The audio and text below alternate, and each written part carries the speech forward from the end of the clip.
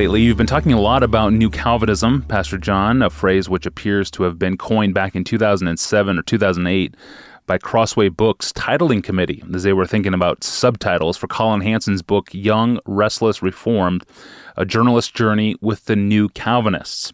And the phrase was born. And it's a phrase that has become part of our vocabulary over the years since. And obviously this New Calvinism is built on a long legacy of Old Calvinism. So explain this further for us. In your mind, Pastor John, what's new about New Calvinism?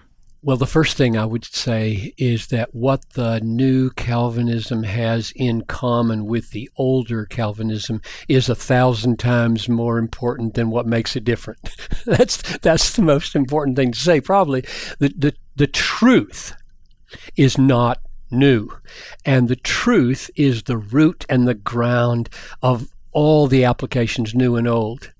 But the doctrines of grace, summed up in the 5 points, the 5 solas of the Reformation, the sovereignty of God over all our suffering, the supremacy of an infallible scriptures over all tradition, all these are common and supremely precious, old and new. That's the first thing I would say. The commonalities that define the truth dimension of Calvinism, old and new, are vastly more important than the distinctions. Here's the second thing I'd say.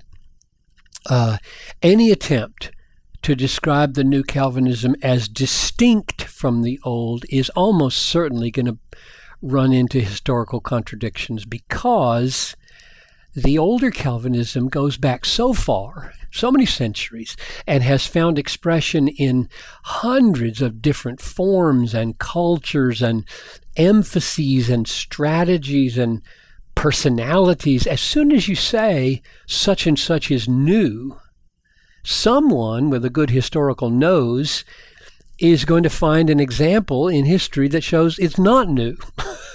And so I'm not eager to claim newness. And the third thing to say is, well, you are using the term, Piper, so come on.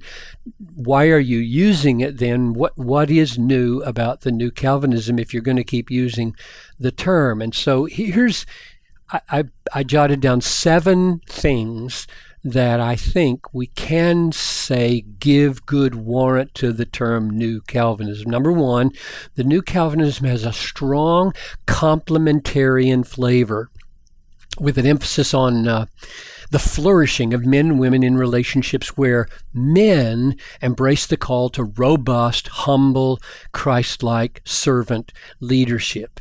Now that has been true for 99% of Reformed people and Reformed history.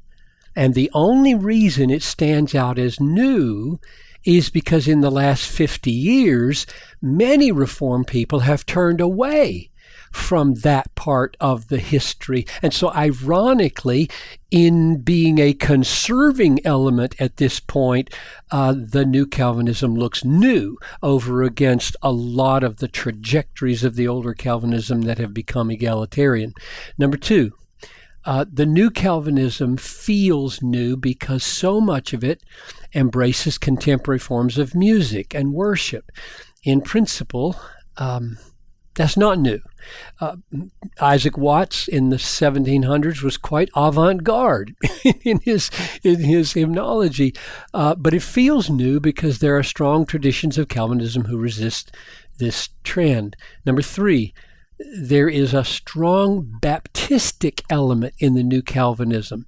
Now, historically, Baptists have been mainly Calvinistic over the entire history of their life from the 17th century, but they have seemed like stepchildren historically, and today they don't, and that feels new.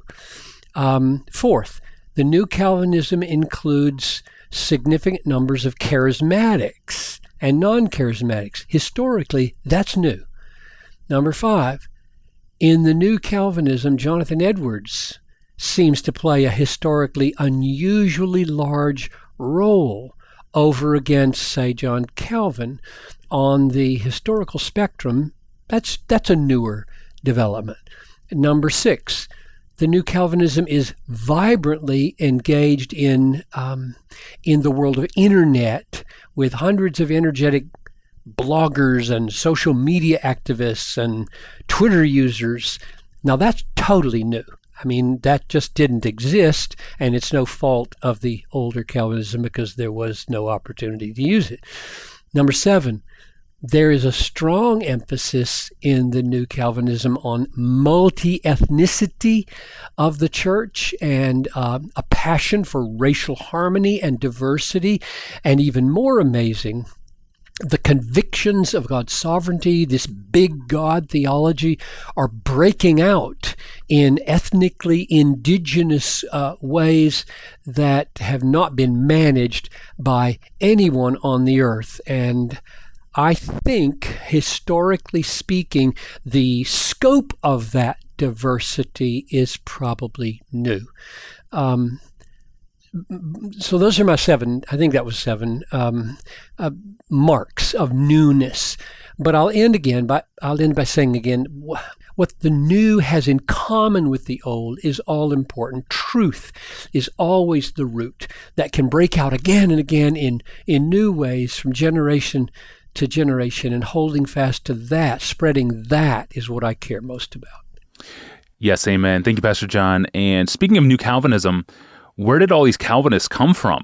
That was the question. That was the topic of our discussion in episode number 237 in the Ask Pastor John podcast series. Find episode number 237 along with 300 other episodes in the Ask Pastor John app, which is a free download for the iPhone and the Android. And in the iPhone version of the app, we recently added a search bar at the top of the screen, which makes it really easy and convenient to navigate the entire podcast archive. Tomorrow, we will return to talk about the prosperity gospel again, specifically how to discern a subtler version of the prosperity gospel message that can creep into the sermons that we hear today. I'm your host, Tony Reinke. We'll see you tomorrow.